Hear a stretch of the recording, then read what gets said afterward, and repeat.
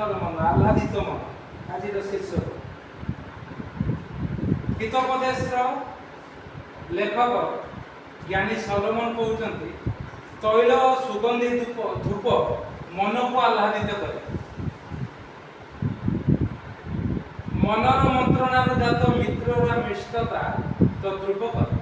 ତୈଳ ଆଉ ସୁଗନ୍ଧି ଧୂପ, ତେଲକୁ ଭଲ ପାଆନ୍ତି ସମସ୍ତେ, ବେଶୀ ତେଲ ପକେଇକି ଖାଇବା ଲୋକମାନଙ୍କୁ ବହୁତ ପସନ୍ଦ। ଆଉ ସୁଗନ୍ଧି ଧୂପ ଅର୍ଥାତ୍ ଧୂପର ବାସ୍ନା ବହୁତ ବଢ଼ିଆ, ତାକୁ ମନକୁ ଭଲ ଲାଗେ, ଆହ୍ଲାଦିତ କରେ, ମନ ଖୁସି ହେଇଯାଏ। ଯଦି ବାସ୍ନା ବାଜିବ ଆଉ ସଠିକ୍ ତେଲରେ ରନ୍ଧା ହେଇଥିବ, ମନ ଖୁସି ହେଇଯାଏ, ଆହ୍ଲାଦିତ ହୁଏ। ଦେଖାଯାଉଛି ମନର ମନ୍ତ୍ରଣାରୁ ଜାତ ମିତ୍ରର ମିଷ୍ଟତା। ଯୋଉ ସାଙ୍ଗକୁ ତମେ ଚାହୁଁଛ ଆଉ ସେ ସାଙ୍ଗ ଯଦି ତୁମ ସପକ୍ଷରେ ବାହାରେ, ତୁମର ସବୁ କ୍ଷେତ୍ରରେ ସାହାଯ୍ୟ କରେ, ଆଉ ସେ ମଧ୍ୟ ମନକୁ ଆହ୍ଲାଦିତ କରେ। ଦେଖାଯାଉଛି ମନର ମନ୍ତ୍ରଣାରୁ ଜାତ ମିତ୍ରର ମିଷ୍ଟତା ତଦ୍ରୂପ କରେ, ଅର୍ଥାତ୍ ମନ ଖୁସି ହେଇଯାଏ। ମନ ଖୁସି ହେବା ପାଇଁ କେତେ ଗୁଡ଼ିଏ ବିଷୟ ଜଗତରେ ଆବଶ୍ୟକତା ଅଛି। ସେ କେତେ ଗୁଡ଼ିଏ ବିଷୟ ମଧ୍ୟରୁ ସାଙ୍ଗସାଥି, ପୁଣି ଖାଦ୍ୟପେୟ, ପୁଣି ଜୀବନଚର୍ଯ୍ୟା, ଏଗୁଡ଼ାକ ସବୁ ମନକୁ ଆହ୍ଲାଦିତ କରେ, ଖୁସି ଲାଗେ।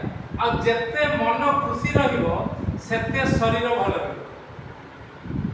ମନ ସାଙ୍ଗରେ ସାରା ଶରୀରର ତାର ସମ୍ପର୍କ ଅଛି, କେବଳ ସେତିକି ନୁହେଁ।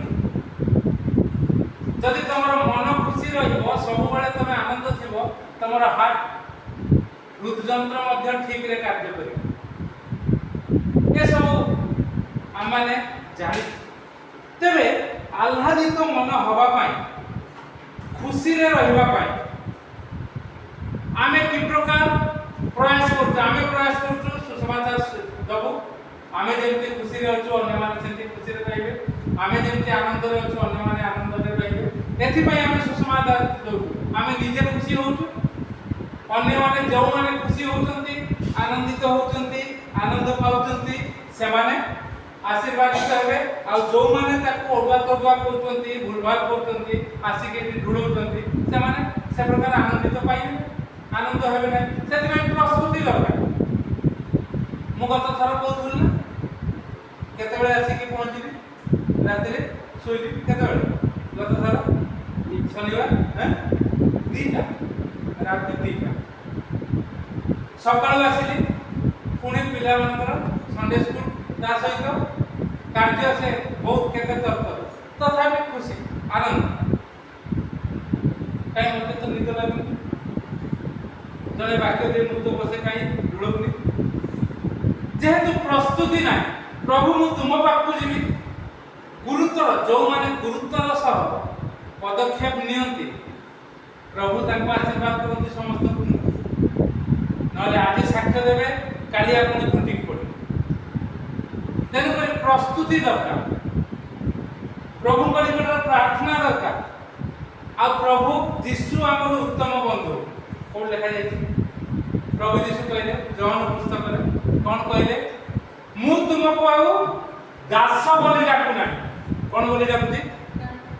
ହଁ ପଢ।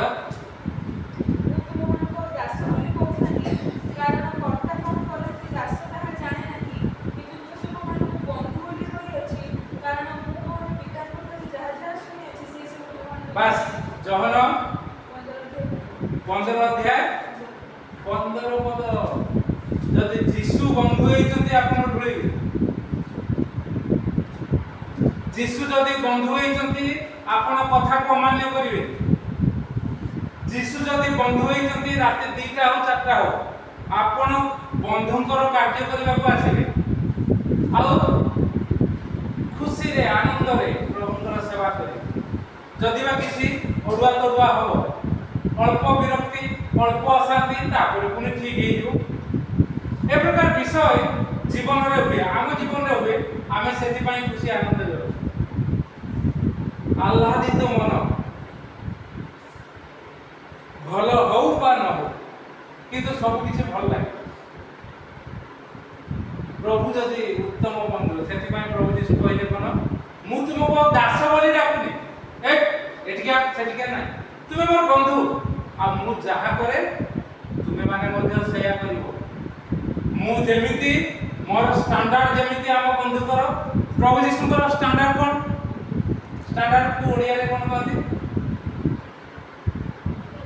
हैं सब गुडा को इंग्लिश मीडियम के ओडिया मीडियम न सेति में कहबो स्टैंडर्ड हैं स्टैंडर्ड ले देखा तार स्तर कोठी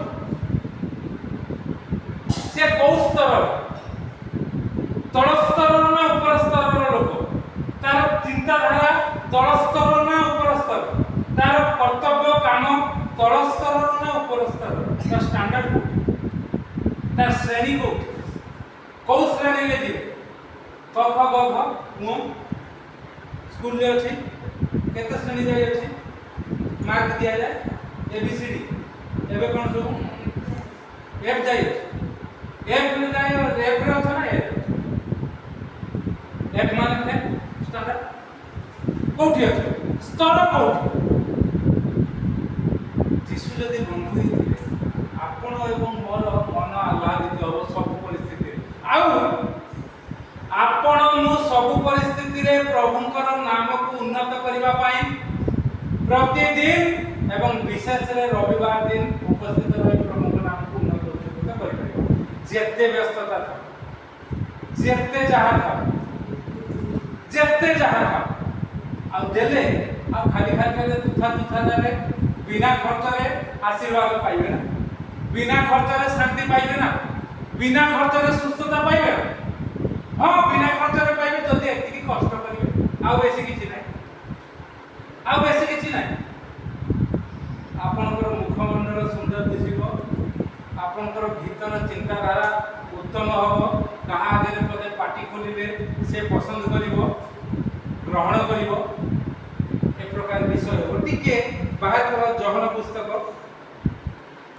पुस्तक तार 11 पर्व 15 पद पढ़ कोन लिखा जाउछि प्रभु जीशु आह्लादित हेले काई आह्लादित हेले ताकू किए तैल बेसी स्वादिया तरकारी खाइबा को देला अबा सुगंधी धूप तांको पाखरे जळेला सेति पई आनंदित हेले नै कोन पई आनंदित हेले जणे सढ़ी गला मरी की सढ़ी गला 4 दिन हैला मला पढ़ कोन लिखा जाउछि मु जे से स्थान रे नथिली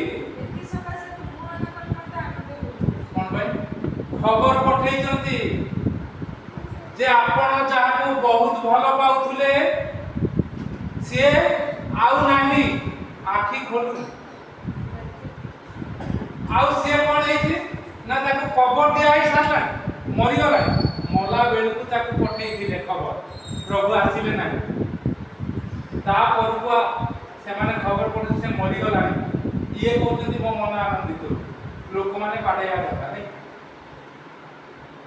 4 दिन गला पर से जाउछन किंतु एमान को कोन कहले शिष्य मान को मु जे सच्ची नथिली एति भाई आनंद करूची कारण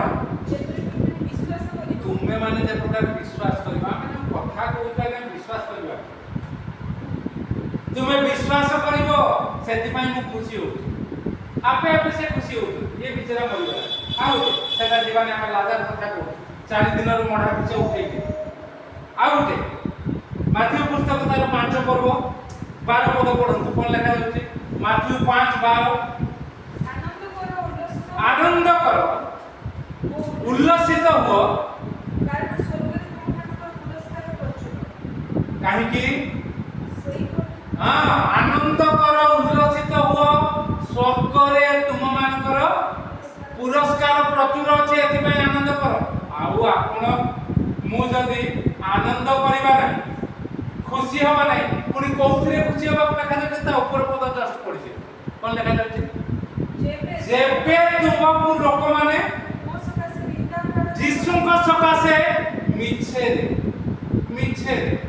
निंदा ताड़ना अपमान करंती ताले तुमाने कोन करो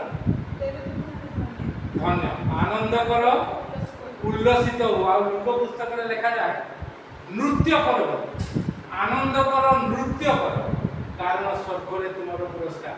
ଆମକୁ ଆଜ୍ଞା ଯେତେ ଲୋକ ଅଯଥାରେ କହନ୍ତି, ଅଯଥାରେ ଯଥା ତାର କିଛି ନଥାଏ। ମତେ ଜଣେ କହିଲା, ମୁଁ ତୋର କ'ଣ ହେଲା ତୋର କାମ? ନାଇଁ ଏ ମିଳିଲେନି ସବୁ କାମ ହବ, ଇଲେକ୍ଟ୍ରିକ୍ କାମ। ଆଜି 20 ଦିନ ପୂର୍ବରୁ ମୁଁ ଆଣିକି ତମ କଥା ଅନୁସାରେ ମୁଁ ଠିକ୍ ଠାକ୍ ରଖିଦେଉଛି, ତମେ କାମ ନ କଲେ କ'ଣ ହବ? ନାଇଁ ମୋର ଟିକେ ଦେହ ଖରାପ ହେଲା, ହାର୍ଟ ବେମାରୀ ଟିକେ ବାହାରି ପଡୁଛି, ଆଉ ମୁଁ ଟିକେ କହିଲି ହଉ। ନାଇଁ ପ୍ଲଷ୍ଟରିଂ ତ ହେଇନି, ଆଉ ତମ ମିସ୍ତ୍ରୀ ତ ସେ ଗଞ୍ଜଡ଼। ବୋଲି ଗଞ୍ଜଡ଼ କିଏ? ନା ସେ ଗଞ୍ଜଡ଼ ବଦମାସ, ସେ ମାରପିଟ ହେଇକି ଯାଇକି ରହିଛି। ମୁଁ ଗଞ୍ଜଡ଼ କିଏ? ଗଞ୍ଜଡ଼ କିଏ? ନା ତମ ମିସ୍ତ୍ରୀ। ମୁଁ ମୋ ମିସ୍ତ୍ରୀ ବିଜୟ। ନା ହଁ। ମୁଁ କହିଲି ଗଞ୍ଜେଇଟାଣି ନା ସେ ଗଞ୍ଜଡ଼ ମହାମୁଦ ମାତାଲି। ଆଚ୍ଛା ତୁ ତ ହିନ୍ଦୁ, ସେ ତ ହିନ୍ଦୁ, তোর তো হাত কোনা হইব, সে তো গঞ্জে টানিকি হাত কোনা হইব। কেটে তোর কথাবার্তা দেখ ମୁଁ କିଛି କହୁନି। ମନେ ସେ ଗଞ୍ଜେ କ'ଣ ହେଲା ନା ମାରପିଟ ହେଲେ ଇଏ କିନ୍ତୁ ତା ମାମୁଁ ପୁରା ସେ ମାରପିଟ ହଁ କଲା ମାମୁଁ ଯାବେ। ତାପରେ ବୋଲେ ଅନେକ କଥା କହିବା ପରେ ମୁଁ ତା ବିଷୟରେ ବି ଜାଣିଲି, ତାକୁ କହିଛି। ସେ ଯେତେବେଳେ କାମ କରିବ ବାବୁ ଏ କଥା ଶୁଣୁଛି, ତାକୁ କହିଥିବି ନିଶା ନ ଖାଇବା ଭଲ, କାରଣ ସେ ଯାହା ପାଖରେ ଟ୍ୟୁସନ୍ ହେଉଥିଲା ତାର କାମ କରୁଥିଲା, ସେଥିପାଇଁ ସିଏ ମୋତେ ଦେଇଛି। କିଛି ଦିନ ସେ ଛାଡ଼ିଥିଲା, ଏପଟେ ମୁଁ ଦେଖୁଥିଲି ଯାହା ହଉ ଇଏ ଛାଡ଼ିଲା, କିନ୍ତୁ ଏଠିକି ଆସିକି ତ ଲୋକ ଛାଡ଼ି ପାରୁନାହାନ୍ତି। ସେମାନେ ତ ଆମ ସାଙ୍ଗରେ ନାହାନ୍ତି। ଆହ୍ଲାଦିତ ମନ, ଆମକୁ ଖୁସି ଲାଗେ ଯାହା ହଉ। ଆଉ ଖବର ଗୁଡ଼ାକ ସବୁ ମିଳିଯାଏ, ଯିଏ ଯାହା କହୁଛି କୋଉ ପଟେ ହେଲେ। କାରଣ ଆମର ସବୁବେଳେ ଇଚ୍ଛା ପ୍ରଭୁଙ୍କର ଗୌରବ କରିବୁ, ଦେଲେ ଆମେ ଏପଟ ସେପଟ ପଚାରିଦେଲେ ତା ବିପକ୍ଷରେ ବି ଶୁଣି ପକେଇଲୁ କିଛି କଥା। ତାକୁ ଆମେ କାଉନସିଲିଂ କରିବୁ, କଥା କହିବୁ।